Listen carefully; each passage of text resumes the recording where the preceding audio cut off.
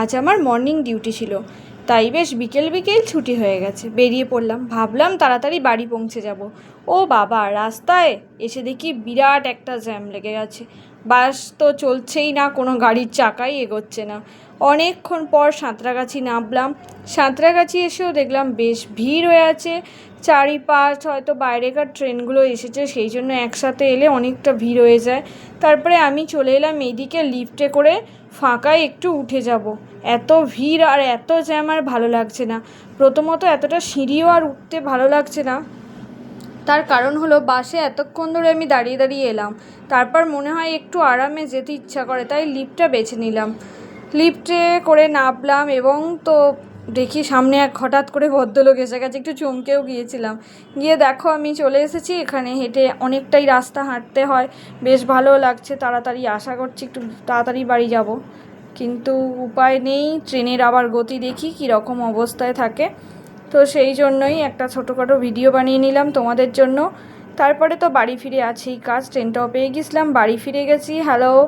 তারপরে দেখো এবার আমার রান্নাবান্না চলবে। একটু চা খেয়ে নিয়েছিলাম, চাটা খেয়ে দিয়ে রুটিটা কড়াই ছিল, শাশুড়ি মা সব রেডি করে রেখে দিয়েছিল, করে নিলাম ঝটপট রুটি। তারপরে ওদিকে আমি প্রেশার কুকারে একটু আলু সেদ্ধ বসিয়ে দিয়েছি। ততক্ষণে এদিকে পেঁয়াজ কেটে নিয়েছি, কড়ার তেলে একটু রসুন আর জিরে ফোড়ন দিয়ে দিলাম, তারপরে পেঁয়াজগুলো দিয়ে দিলাম। আজকে আমি বানাবো কি সেটাই তোমাদের দেখাচ্ছি। দেখো বেশ ভালোই খেতে হয়েছিল।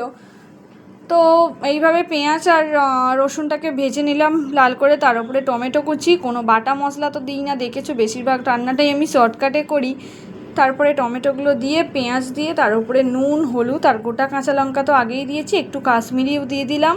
তারপরে দিলাম জিরে গুঁড়ো, এবার ধনে গুঁড়ো দিয়ে অল্প পরিমাণ একটুখানি জল দিয়ে এটাকে কষিয়ে নিয়েছি। কষিয়ে নেওয়ার পর ওদিকে আমি আলুটা সেদ্ধ করে নিলাম, কেন জানো, একটু তাড়াতাড়ি হয়ে যাবে বলে। তো সেদ্ধ আলুগুলোকে আলাদা করে আর ভাজলাম না, একেবারেই ওই মশলার সাথে দিয়েই নেড়ে ছেড়ে নিলাম। খুব খারাপ খেতে হয়েছিল না, বেশ ভালোই হয়েছিল। আর দেখতেই পাচ্ছ লাল লাল রং চঙে, আর আমি তো একটু ঝাল খেতে ভালোবাসি, সেটা তোমাদের আগেই বলেছি। তারপর এটাকে জল দিয়ে দেবো, জল দিয়ে বেশ কিছুক্ষণ ধরে ফুটিয়ে নেব। আসলে সারাদিন ধরে এমন একটা পরিশ্রম যায় না, তারপর মনে হয় না এসে আর একটু তরিবাজ করে রান্নাবান্না করি, কিন্তু খেতেও তো হবে, কিছু করার নেই। এদিকে দেখো আমার তরকারিটা কত ঝটপট হয়ে গেল, ফুটে উঠেছে। এরপর নামিয়ে নেব, খুব বেশি ঝোল ঝোল করবো না। রেডি হয়ে গেছে আমার আলু কষা।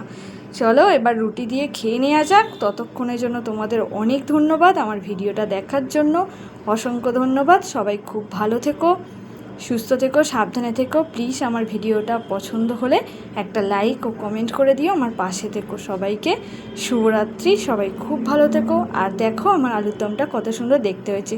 টেস্ট করতে হলে চলে এসো আমার বাড়িতে, ঠিক আছে? সবাই ওকে ভালো থেকো, খুব সাবধানে থেকো।